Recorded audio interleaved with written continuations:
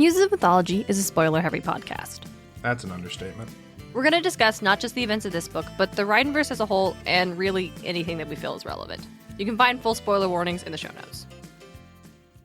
You know that picks up on the mic, right? And I have to erase it. Yeah. And it takes more time to edit these episodes. Because you're fucking me around with your dog. We can't not have him here because he'll cry. I know. Stop being distracting.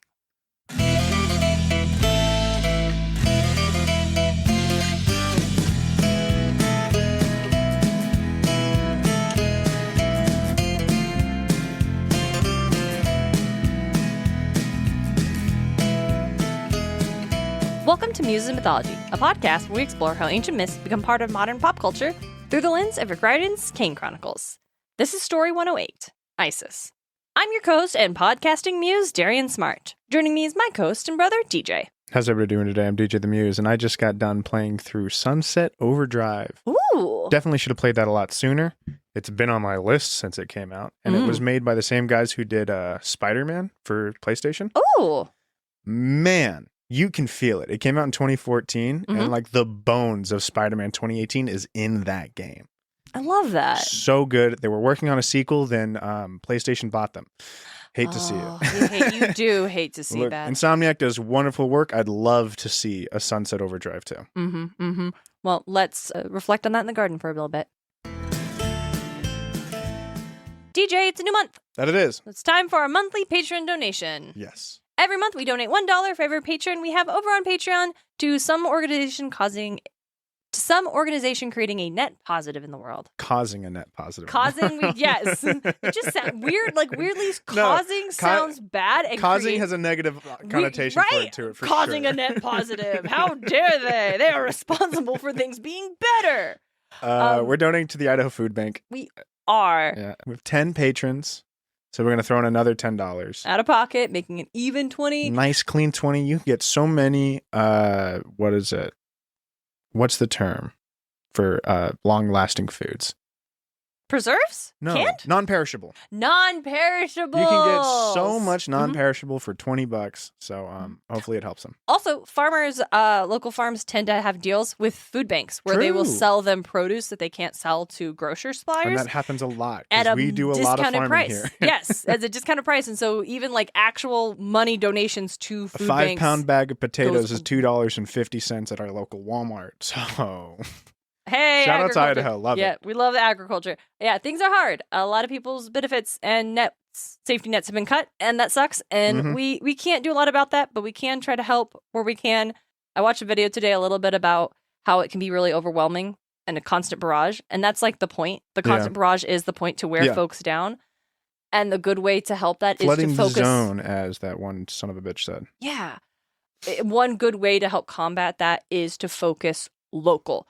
And I think that's a thing we might do more often going forward for the donations. Yeah. This isn't to say we're never going to donate larger things again, nor does it say if you, our dear listeners, have a local organization that you see as creating net positive and think we should support, like we invite you to let us know. Like that is part of our community here on Muses, and you are part of that as well and having that kind of impact.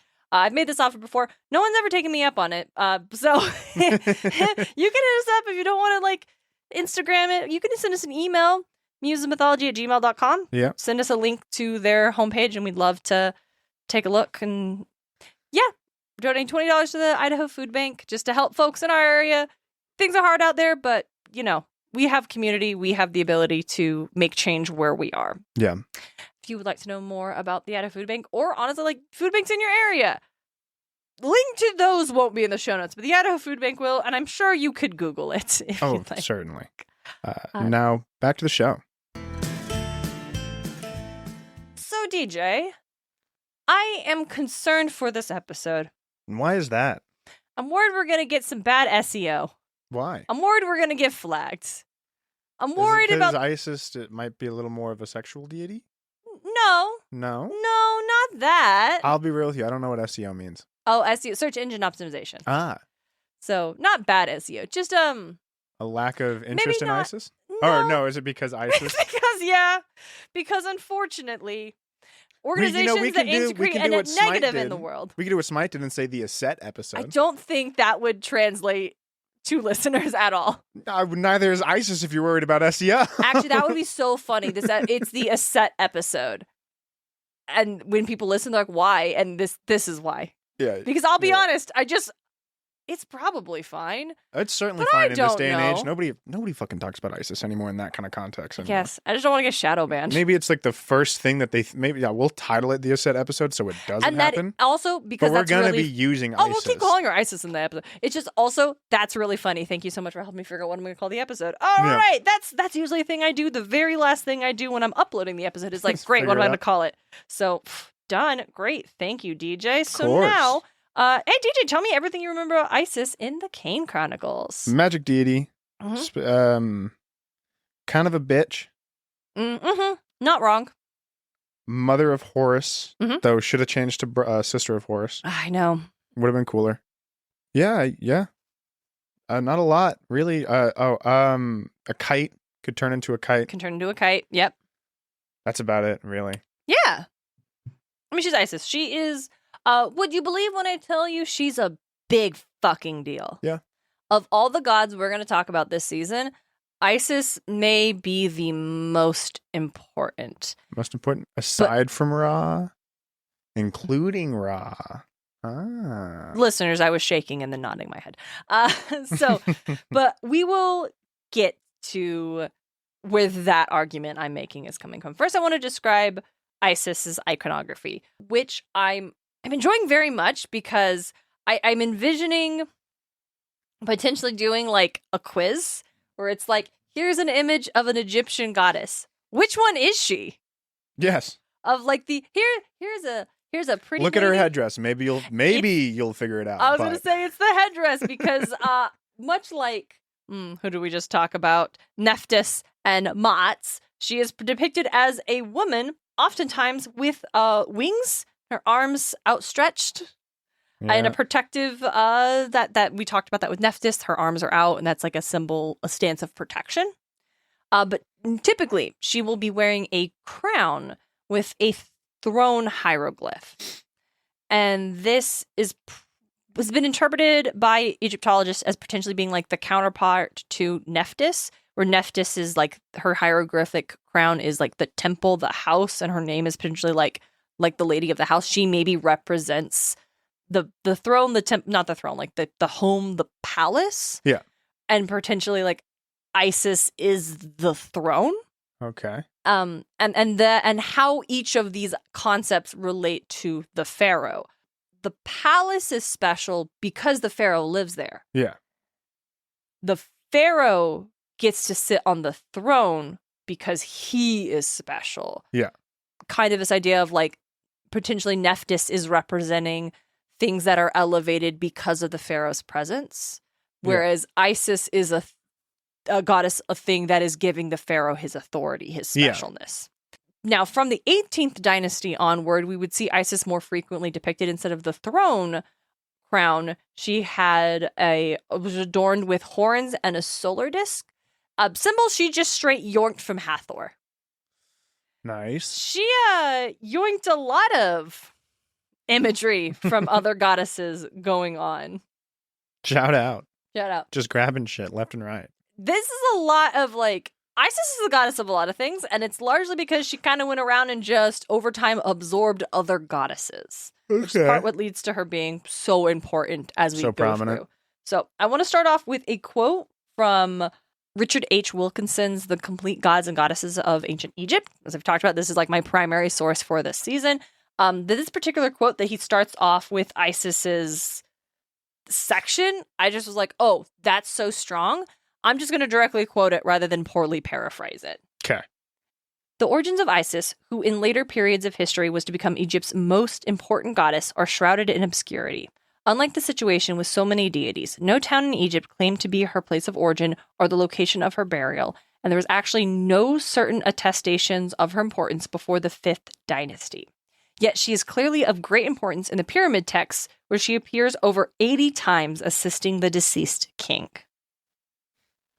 Nice. I thought that was like super interesting, where it's like, hey, it's weird that this goddess who's very important from the very first time we have her, doesn't have this like physical locale that other deities claim to have. Mm-hmm. Now, the pyramid text, DJ, do you recall what that is? Text found in the pyramid.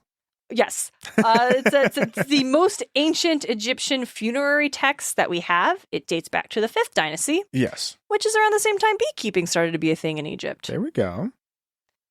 Through the pyramid text, what? Pyramid. The pyramids. That's great. That's something. That's just. What do you call a haunted? What do you call a haunted house in Egypt? A pyramid. A pyramid. That's just people being afraid of the pyramids because of the Pharaoh's curse. The pyramids. Okay, this episode is now called Eset and the Pyramids. No, that's too much. That's too much. Okay, so like Eset pyramid. What the fuck? That's too much. Well, I'm out of this. They're already thrown off by the Eset. And then we find out that's our most downloaded episode of all time. It beats even episode 1, which is obviously a podcast most downloaded episode because that's where people download and they're like, do I like this? No, I don't. It's rough. Our first episode's not great. Yeah, I know. But we have that little thing we recorded. It's like, hey, you're about to listen to something. Hi, I'm Clippy. I hear you're about to start a new podcast. Literally. What if instead of starting with their episode from 5 years ago, you checked out their most recent episode and see their growth? That'd be great. Anyway. So her role as protector of Osiris and later of Horus would eventually extend to include all of Egypt, from the pharaoh to the common folk. She would take on traits and roles of many other goddesses, including Nut, Bastet, and, as mentioned earlier, Hathor. I'm going to take another page from Wilkinson, and he breaks up explaining Isis's like spheres of influence in specific categories. I'm going to kind of do the same thing because I felt like that was the strongest way to communicate this, but pulling in the other pieces of information and research I found through other sources. So number 1, this thing that Isis is, she's wife of the pharaoh. As the member of the Aeneid, Isis is the daughter of Nut and Geb and sister to Osiris, Nephthys, and Set. When Ra stepped away from his throne, Osiris became pharaoh, and that is when Isis becomes his wife and aids him during his, quote, mythological kingship on Earth. Nice. Which I just like that phrasing. In her role in the Osiris myth, Isis demonstrates a wifely ideal of loyalty and duty. When Osiris is slain and dismembered, she and Nephthys mourn together and then travel the kingdom to find Osiris's body. When all the pieces are reunited, Isis resurrects Osiris. And at this point, that's when they actually hook up and Horus is conceived. There you go. This conception and birth of Horus communicates another like wifely ideal to give her husband an heir. Here's a crazy aside, just real quick. So when you picture Osiris being resurrected and after Isis pieces him together, you might picture him just like, hey, I'm alive again. Or like, I'm kind of a vampire now, right? Or like, I'm a mummy, but like Imhotep at the end of the life movie. And death. Yeah. That's not always the case. It's never always the case with these Egyptian myths. Yeah. I'm going to dance around something real quick here. So the Temple of Hathor in Dendera features an image depicting Osiris whole, but still very much separate, deceased. With Isis in the form of a kite doing all the work. Let's say. Real Weekend at Bernie's situation, huh? Yeah. And hey, this is a fun reminder that our show is rated E for explicit, and not just because we like saying fuck. Because we'll talk about other darker themes. Yeah. And there's more of that coming. Nice. Not in this episode. In the Osiris episode. And the Set episode. And the other episodes. There's other episodes where things like get a little dicey. It's mythology. It's always a little dicey. Get a little dicey in ways we haven't explored on the podcast yet. Right? Necrophilia is a space we haven't explored on the podcast yet, and yet the Isis episode is introduced it. I bet at some point there is something that we even touched our toe into necrophilia at some point. Probably. We danced around it. I couldn't dance around this one. Yeah. Because Isis playing such an active role, let's say, in the conception of Horus, would become a symbol of like her feminine divine power come the new kingdom and beyond that. Yeah. But essentially everything Isis does is like Is for the peak kingdom. wife goals. Nice. She is the wife of the Pharaoh. She is loyal to him. She will mourn him if he falls. She will do everything in her power to save him, and she will make sure he has an heir, Literally. no matter what. Literally. That is what a wife of the Damn, Pharaoh is bro. supposed to do. Now, speaking of, Isis is also her sphere as a mourner and a protector of the dead. Nice. Isis and Nephthys are both associated with Kite, whose shrill cries are believed to have been associated with like the heartbroken wails of women in mourning. But kites, while they are birds of prey, are not hunters. They're scavengers. And their habit of collecting carrion was perhaps viewed as some sort of like symbolic metaphor for Isis searching for the parts of her husband's body. Mm-hmm. And so that also might be a reason the kite is associated with Isis in particular. The dedication Isis shows to the dead is not reserved just for her husband. The pyramid text stated that Isis would care for the deceased like she cared for her own son. And again, the pyramid text, some of the oldest texts we have from ancient Egypt. This means that this idea of Isis as a protector of the dead extends early in Egypt. Yeah. This is a core concept Nice. of what she represented. In a way, Isis is seen as the mother figure to all of souls, restoring them to life restoring them in the afterlife as she had done for Osiris. We typically picture Osiris and Anubis as being like the key figures of the Egyptian afterlife, but in later periods of Egyptian history, it would become Isis, who is this supreme deity in the afterlife. In his book, Following Osiris, Perspectives on Osirian Afterlife from 4 Millennia, scholar Mark Smith presents evidence of funerary texts in the Roman period of Egypt that suggest that it was believed that women would become the companions and advisors to Isis and Nephthys in the afterlife. Hell yeah. Nice. Yeah. That's fun. Hey, so here's another example of a goddess associated with death in the afterlife that Rick Riordan just thought, nah, Literally. I don't need to include It that. seems like a lot of gods are associated with the afterlife. It's like, I'm just going to leave it to Osiris and Anubis. Right. And that does feel like a common theme across like That's across Egyptian most things. like Yeah. reinterpretation, like retellings and stuff is like, oh, it's all about Anubis and maybe Osiris if somebody spent more than 6 minutes Googling Egyptian death god. Yeah. Right? Now, I've mentioned Horus twice, so let's get to that sphere of influence. Osiris is the wife of the pharaoh, but she is also Isis mother. is the wife of the pharaoh. What did I say? Osiris. Thank you. She's also mother of the pharaoh. Mm-hmm. Isis had to work so hard to protect Horus after he was born. Oh, yeah. Set was a bastard. All through the god's childhood, Set was dead set, yes, pun intended, on killing Horus before he could become strong enough to challenge him. And so Isis had to watch her son like a hawk. Yes, that was also intended. One of the most prominent and enduring images of ancient Egyptian art is of Isis nursing the baby Horus. It's just a lady and she's nursing a baby. One day, artists would master proportions, but that day was not ancient Egypt. No. Proportions are hard.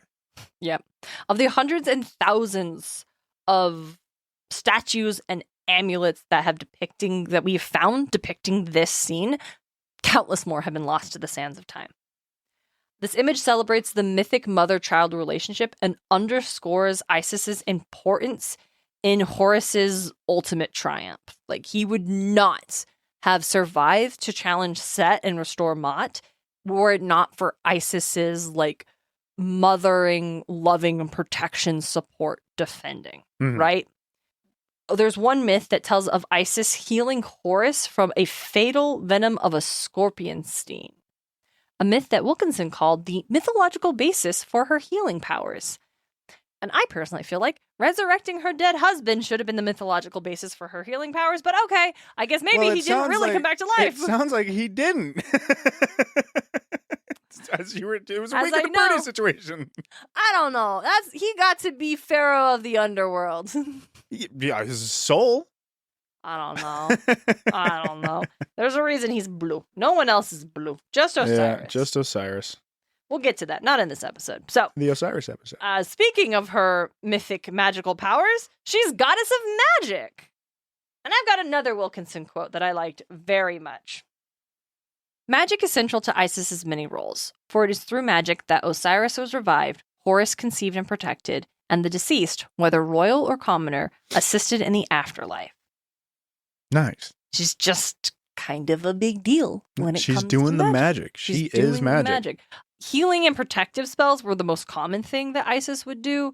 This feels so much better. I've been reading my notes this whole time, which is not a thing I usually do. Uh-huh. Like, I just have a lot of detailed notes. Yeah. Like, I didn't like bullet point the things. I literally was like typing sentences the way I want. This is what happens when I do research for an episode at 2 a.m. Yeah, you were doing the structure's weird. You were tired. Everything's I cannot be using my brain to parse this information right now. Yeah. It was like, but I made it. You could read this. Yeah, you could read it. You usually can't read my notes. Like, they're illegible. Let me find the energy. No wonder this episode's felt kind of weird the whole time. Okay. So a lot of the magic she was part of invoking was on like spells and amulets of healing and protection. Oftentimes the incantation that was on the spell would essentially call to Isis to protect or heal the individual as if this person were Horus, right? Mm-hmm. Also in combining that mothering dynamic and as well as the idea that she would care for the dead as her own son, like this connection to Isis doing things for others with the same love and care that she would give to Horus is foundational. Yes. But healing and protection weren't all of her powers. The 20th dynasty brought us the contendings of Horus and Set, which is a mythological story that is found in the beginning of this collection of papyri called the Chester Beatty Papyri, which is papyri from a scribe's collection from the reign of King Ramses V. Now, obviously, Chester Beatty, not the name of the scribe. That's a great name, though. It's a great name, though. It is Chester Beatty. That's a good name for like a gnomish or halfling bard. Oh yeah, Chester Beatty. I like. It's such a silly name, but it's still like, yeah, that's a name. I love that. So, not the name of the scribe. The papyri is referred to this because it is stored at the Chester Beatty Library in Dublin. Mm. And there are actually lots of papyri that are called the Chester Beatty Papyri. Solely because it's there. It's there. Because there's one there's like one I clicked. I was like, oh, tell me more about this. I'd love to read that passage. Hyperlink, and it brings me to one that's like, yeah, this not is at all pages of the New and Old Testament. And I'm like, I don't think this is that's right. Not what I'm looking for. But I did more digging. I confirmed this is a real thing. It's just not the same thing that Wikipedia has. It's just difficult to find. It's fucking crazy. So we're going to talk more about like the contendings of Set and Horus later. That is like the whole mythic basis of their like battle back and forth for the right to call themselves pharaoh. And we're going to talk about that later, not today. Today I just want to talk about one instance where Isis used her magic to transform herself into a young woman and essentially went to Set, who was at the time was pharaoh. And what she does is she basically tricks him into admitting that Horus is the rightful pharaoh. Here's what we got. Isis goes to him and says, "My great lord, as for me, I was a wife with a cattleman to whom I bore one son. My husband died, and the lad started tending his father's cattle. But then a stranger came and settled in my stable. He said thus in speaking to my son, 'I shall beat you and confiscate your father's cattle and evict you.' He said in speaking to him, 'Now it is my desire to have you afford him protection.' Thereupon Set said to her, 'It is while the son of the male heir is living that the cattle are being given to the stranger.' And so, wait. It's like, hey, here's what you're doing, but just another situation. Exactly. I'm going to change some details up a little bit, and this is what you're fucking doing to me." Yeah, and sorry, I think, basically, I think I know what that works. I picked up. And it's like, literally, it's like my husband's cattle is going to my son now, and now this fucking dude's coming in saying that he's the rightful heir to the cattle, and he's like, he doesn't have any right to that cattle. Exactly. And as soon as Set says that, and so Isis transformed herself into a kite and flew up and perched on top of an acacia tree. She called to Set and said to him, "Be ashamed of yourself. It is your own mouth that has said this. It is your own cleverness that has judged." It might be a acai tree. It is acai, and I just said it wrong. Because I'm like, acacia, I'm like, it's either acacia or acai. It's acai. Basically, get wrecked Set fuck Yeah. you. Yeah. Congratulations. You played yourself. Yep. Now, real quick, what I just read. So I got this translation from The Great Cultures, which is the website of Professor Aman Fatalis, who is associate professor of history at Long Beach City College, who specializes in ancient Mediterranean and the Middle East. I don't know if Professor Fatalis is the one that does the translation. The PDF download on his website doesn't give any context to this other than saying what it is and then the translation. I'm gonna say it's his translation because it's on this professor's website. It's kind of it's the only one I could find because I really wanted to but what is the details of the narrative? Yeah. And yeah, I loved it. Another story that demonstrates Isis's magical powers is one you've been waiting for. It's where Eset comes from? What? Where Eset comes from? The name Eset? Like, what the fuck is that? That's my question right now. No, I don't have that answer for you. Yeah, this is the Eset episode. I've been had hoodwinked. All right. What was the thing I was waiting for then? What's with Ra? What is, yeah. So, there is a story of Isis conjuring a snake that bites and poisons Ra. Yeah. And it makes him so sick that the sun god can't even heal from it. So Isis says, hey, I will heal you, but you need to tell me your secret name. And Ra does.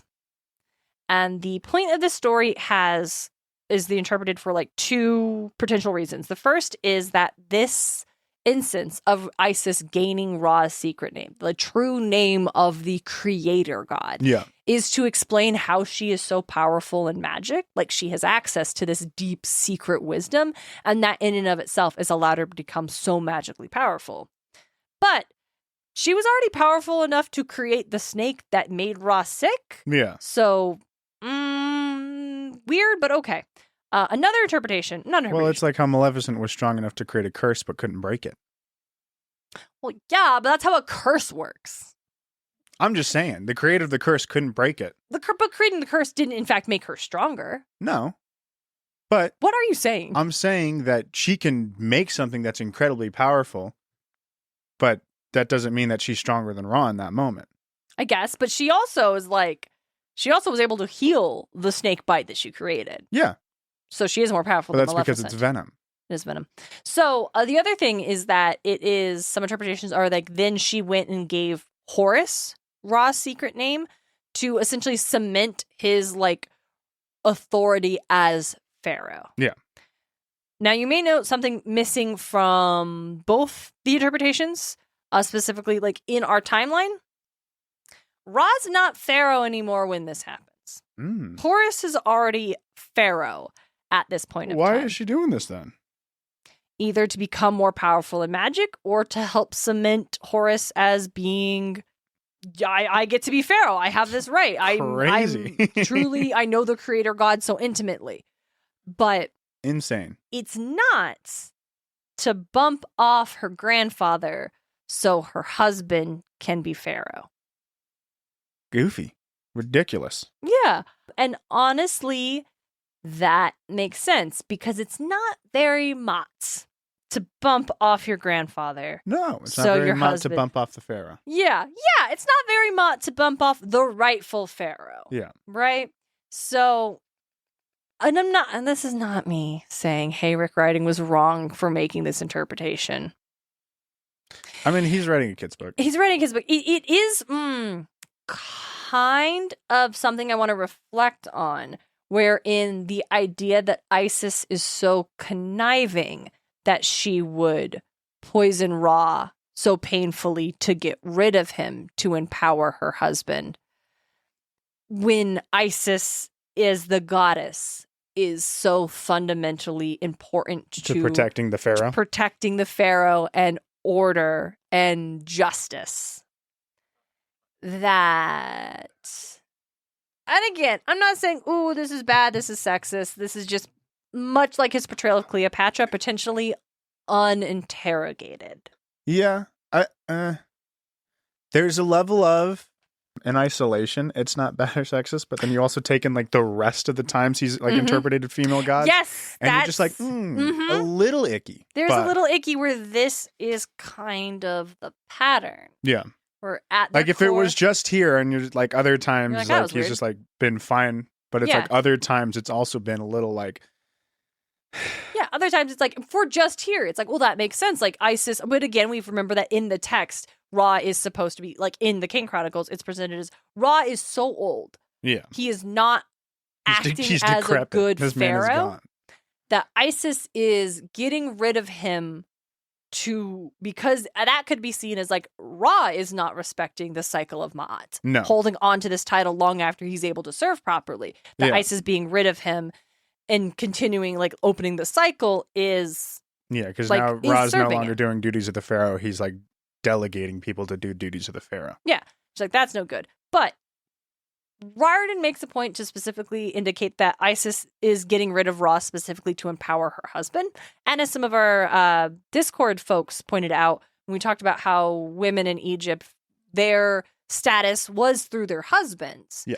Potentially Isis being so dedicated to getting her husband on the throne and then after his death preserving Horus's throne could be read as serving her own ambition for her own status and power. Yeah.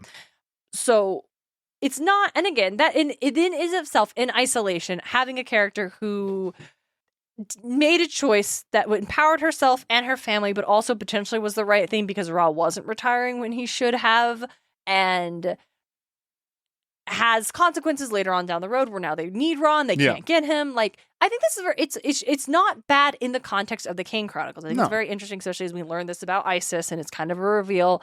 But as you said, in the history of all through Magnus Chase, because I'm not going to say Trials because I don't really remember interacting with a lot of female gods now.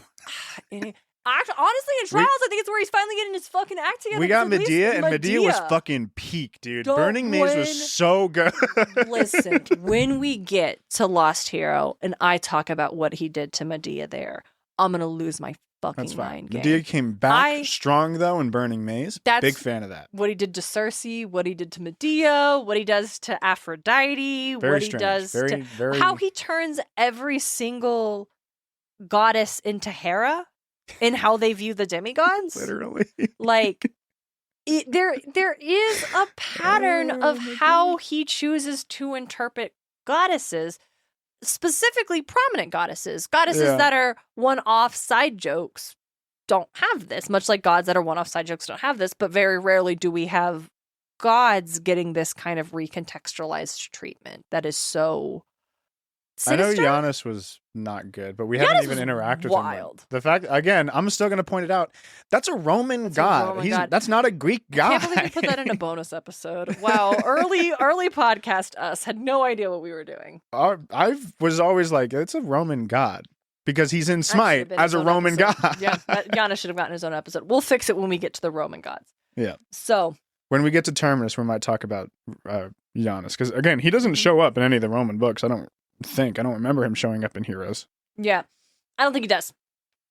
So yeah, that is the Raw story that you mentioned is like, oh well, where's the snake and Isis? And I'm like, we'll get to that because I'm gonna save it for the Isis episode because it's not very preserver and protector of the Pharaoh of her to bump off the Pharaoh.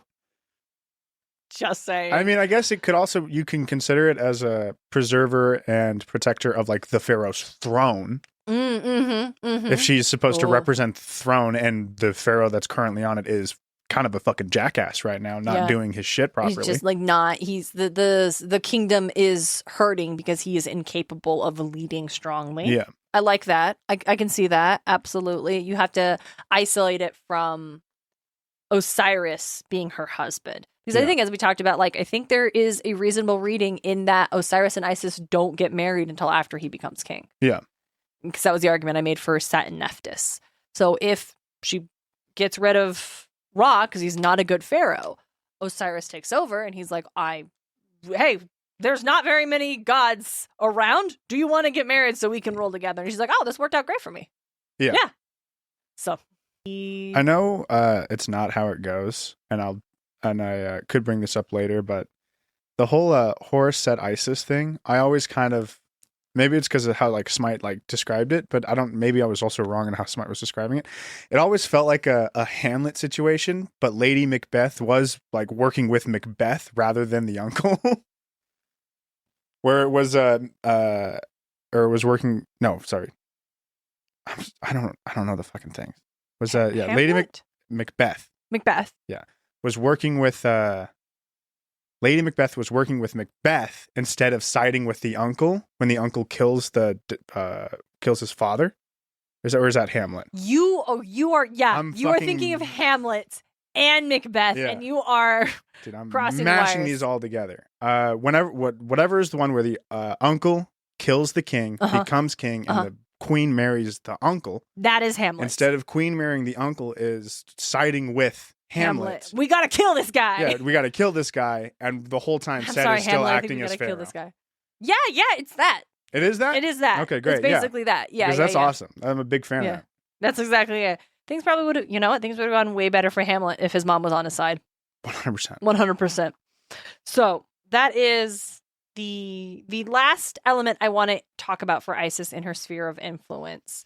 So we've been like kind of climbing, like getting broader and broader in the concepts. And the last one I want to present to you is Isis as cosmic and creation goddess. Nice.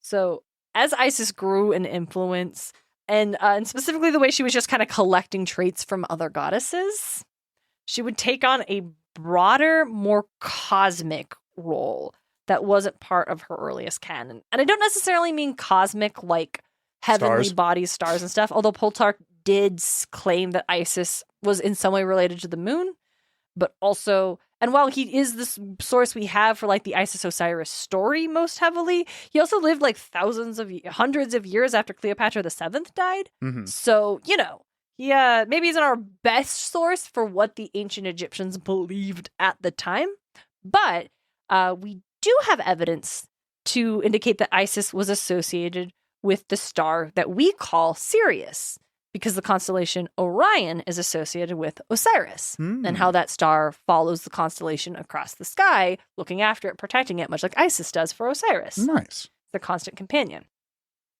When I say cosmic, I mean more cosmic as an inherent part of the universe. Yes. Right? Like when we talk about, not quite, like when I say Gaia, you picture very earth goddess, it's very concrete. Yeah. But you also recognize that has like a broader implication of like creation goddess, foundational, primordial almost. And Isis never became older than Ra or these other gods, but she did become viewed as more integral to creation, stability, to like almost Ma'at, essentially. Yeah. The Temple of Isis on the island of Philae, which is probably not how it's pronounced, but let's just go past it, was constructed by Ptolemy II during the Ptolemaic era. And around this time, during the Ptolemaic era, was when the earliest parts of what would become the Great Wall of China were under construction. Nice. The temple features a hymn to Isis, which goes as follows. She is the Lady of Heaven, Earth, and the Neverworld, having brought them into existence. And then in a late adiology or a list of her virtues, Isis is made to say, I separated the earth from the heavens. I showed the paths of the stars. I regulated the course of the sun and the moon. So at some point in time, Isis becomes elevated to a cosmic creation goddess, right? And this is the Ptolemaic period. So this is like the end of the Egyptian kingdom. This is the reign of Cleopatra VII. And as we talked about on our recent Bunker 9 bonus episode where I talked about the Cleopatra biography I read, she identifies herself with Isis. And I thought, oh, yeah, because, big, like, female goddess, mother of the pharaoh, stuff like that. But at this point in time, I did not realize how influential Isis had become by this era. As I said, I think it can be argued that by the end of the Egyptian kingdom, she was the most important and venerated deity, perhaps above even Ra. And she didn't fall out of favor after Cleopatra died and Rome conquers Egypt. Worship of Isis persisted well into the 6th century AD, long after Christianity had become all the rage in the Roman Mediterranean. The 6th century also saw the birth of the Prophet Muhammad. So what I'm saying is, Isis was essentially worshipped from the time humans started keeping bees to the time Islam was founded. That's a long time. That's a long time. It's a very long time. It's a very long time. For those who don't know, Islam was founded in about The 6th century? Yeah. I was about to say 500 like AD. So The 6th century. there you go. Like 5 to 600 AD, something like that. And that is our ISIS crash course. Wow. DJ, do you want to talk about SMITE now? Real quick, I'm trying to see where Eset comes from. Because Isis was added in SMITE in 2013, about season 2, maybe season 1. Mm-hmm. And they changed her name to Eset because of ISIS, the terrorist group. Mm-hmm. Mm-hmm. So I'm trying to... Do they have any like blog post video announcement explaining that's what I was reading. There was the choice? There was a blog, but it was just like some other person complaining about other things, but also including the name change. But there probably was one. I saw a Reddit post about it of like the video for it, and we're sitting right here, and I just saw it, and I'm not going to watch that while we're recording. So. You had me watch a whole SMITE video during the Sun God episode. Well, that was because it was a cute, fun little animation. It was a cute, fun little animation. DJ's right. This is simply a name change that honestly... It'd be interesting to know why they picked Eset, but... We'll post about it later. I'm sure I'll find it later. I didn't even think to look it up. All right, yeah.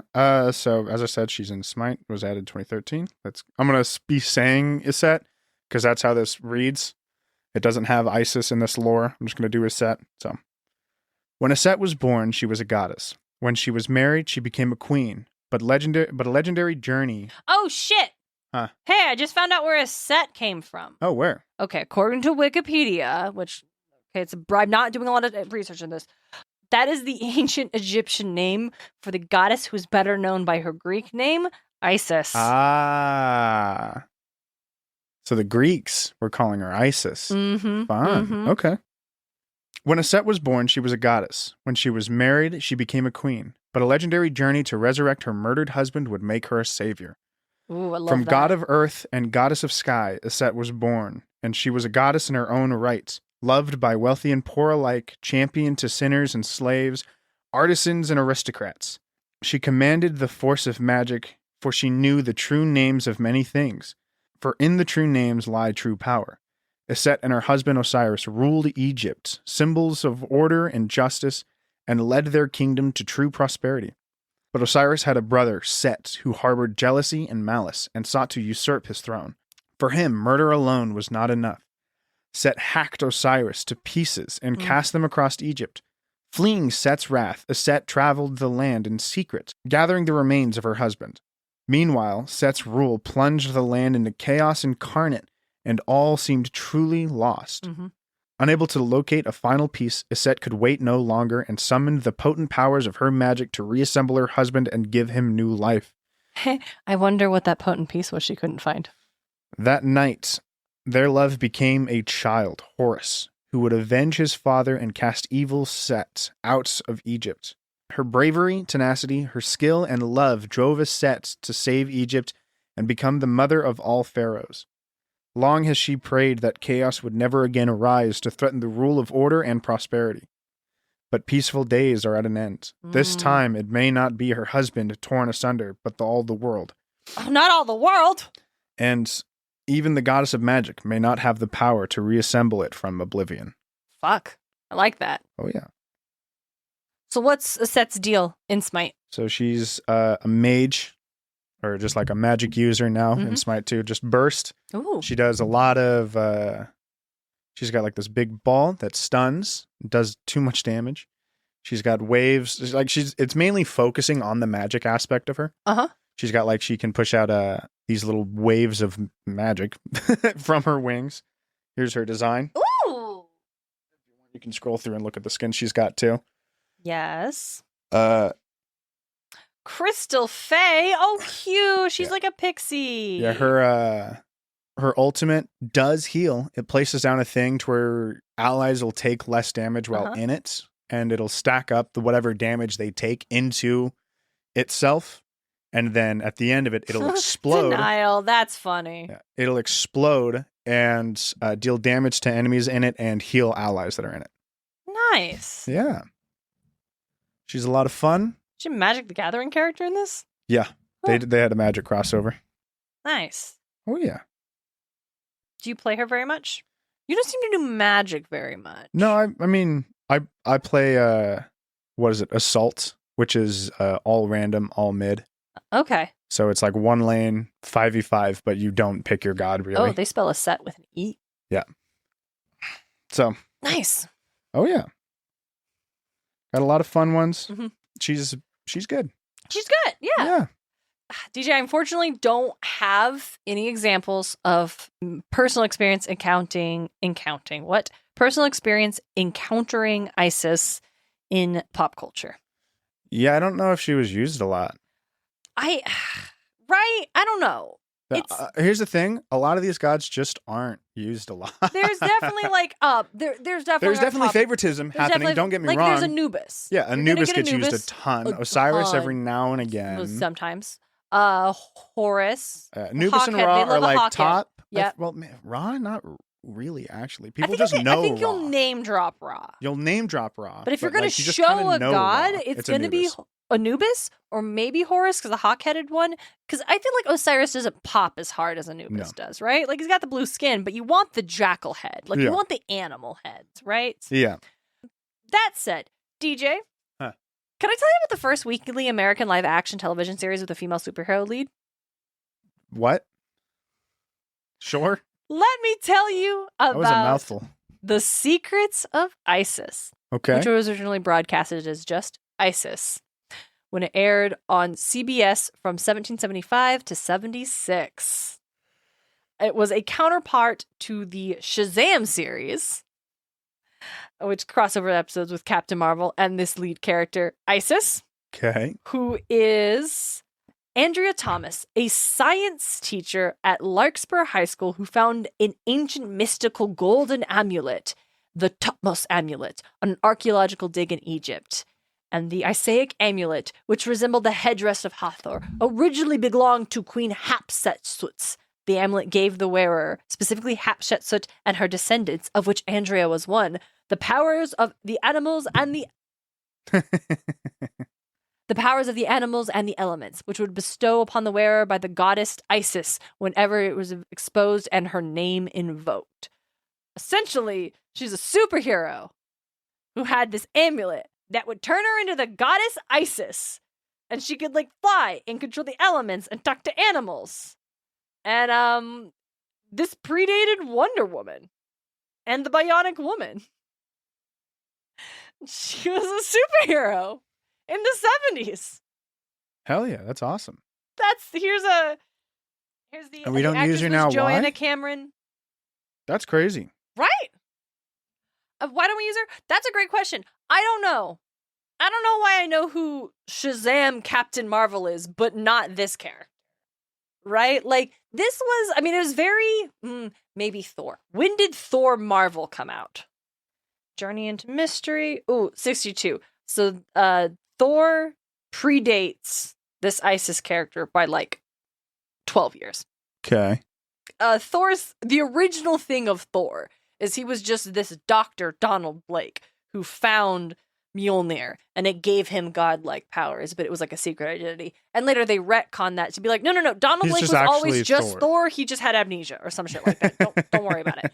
So I was gonna say maybe Thor, just the idea of but having the thing that gives you magic. It's not uncommon. Uncommon. And it's not having a thing that gives you magic turning you into a mythological coded deity is a little bit more specific. But I don't know, maybe just Wonder Woman came out 2 years later, and maybe that just took up all the air in the room. Wonder Woman's a little more fun to say than Isis. Yeah. Because it's Wonder Woman, Superman, Batman, hot girl, hot guy. I guess Hawkman. I don't know, because I'm looking again. I mentioned that it's Shazam. Oh, okay. So she does appear in DC Comics. Yeah, but how frequently? The fact that we've never heard of her before? Like, I've never heard of her before. Not frequently. Okay, so... I've heard of Dog Welder, and I haven't heard of this chick. Okay, so she actually appeared the same year. Nope, that's a TV day. The first comic appearance. Yeah, so she appeared in the Shazam comics the year her show ended. So she's been in the comics since 76. Crazy that she was a show character before a comic character. We do love that. We listen. That's nuts. Harley Quinn did it, but Isis did it first. Harley Quinn did it better. And that may have something to do with the way the character gelled with the series. DJ! Huh. She was in Black Adam! She was in Black Adam? She was in Black Adam! That's crazy. I bet she died to Black Adam. What does it say here? She appeared in Smallville. She was a villain possessed by the amulet of Isis. She appeared in The Legends of Tomorrow. Is a character Zari Tomaz. It's a wisecracking hacker from the future whose powers come from an amulet, but she doesn't actually have like a superhero moniker, so she's not called Isis. But it's the amulet's the Isis amulet. She appeared in Black Adam. Crazy. Oh my god! So she is. So the most recent version of her character, which was established in 2006, she's Black Adam's love interest. So that's why she was in the movie. What? Her brother becomes Osiris under Black Adam's tutelage, and the trio form the Black Marvel family, the counterpart to the Marvel Shazam family. In the New 52, she was an activist who becomes a freedom fighter. Obviously, that gets restored after the DC Rebirth relaunch. Hold on. Wait. What does it say? Who becomes a freedom fighter when Amon is killed in his successful attempt to resurrect Black Adam, but aspects of the character is restored following DC Rebirth, although the character remains dead. Which character? The brother who died or our activist character who is... Whatever. So here's the crazy part. My original answer to why don't we hear about her is I think they just didn't use her past the series. And then it was, no, they put her in the comics. And then my thing was like, well, maybe she's just not used in the comics very frequently. No. It sounds like she's pretty recurring. Well, putting things that people just didn't give a fuck about. Right. And that's okay. That's not a knock on Smallville or Legends of Tomorrow. No, I've heard Smallville's really good. Very much. But nobody liked Black Adam. I didn't hear a lot of people liking that one. Nobody liked Black Adam. That was a little rough. She didn't even go by Isis in Legends of Tomorrow. Yep, so you're not going to have that. Sounds like a totally different idea of the character. Yeah, and Smallville's more about, it's fucking Superman, dude. It's Superman. Come on, I don't care about the villains. I care about Lex Luthor and Superman. So, yeah, that's what a ride we just went on. Damn, I can't believe she was in Black Adam. That's crazy. So crazy. But no one, as you said, no one saw Black Adam. Nobody cared about that movie. No one cared about Black Adam. So that's Isis. The Rock interfered too much with that movie. Too much with that movie. You can't. I don't think you can be a superhero, or even like he's like more of a villain, right? He's an anti-hero. He's an anti-hero. You can't. But Black Adam's a villain in like everything else, but in the movie, The Rock's like, no, I want to be a hero though. Well, then you shouldn't have been Black Adam. No. The other thing is that like I don't think you can be a good hero if your contract says you're never allowed to lose a fight. No. It's bad. Superman gets his ass beat in the first fucking scene of the movie. Yeah, you need to be... Listen, audiences need to see folks struggle. Yeah. Dude, those contracts where you're not allowed to lose are crazy to me. And again, I didn't see Black Adam, and I don't want to learn anything about it, so nobody tell me anything I don't care about Black Adam. So that's Isis. All I know is if he turns his power off, he turns into dust, and it's only happened once. That's so crazy. Yeah. Because I think the powers have been active for like thousands of years.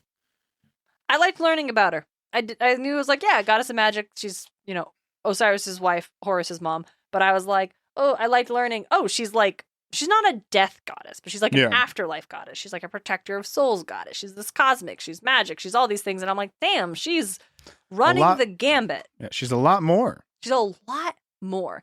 And then also makes like the thing about the gods change as they go. It's like, yeah, you keep saying that, but you've clearly picked one point in time in which the gods are going to be themselves. And then they're just like, we're locked to this one now. Yeah, they're like locked in at one specific version of themselves. Again, we'll harp on it for this whole season. He should have just had lean into it. Isis and Horus be siblings. That'd at be that so point. fun. That'd have been great. Because if like the other thing is like if the idea is like, well, they've changed so much, then what we would have gotten would have been the version of Isis from the Potomac era. Yeah.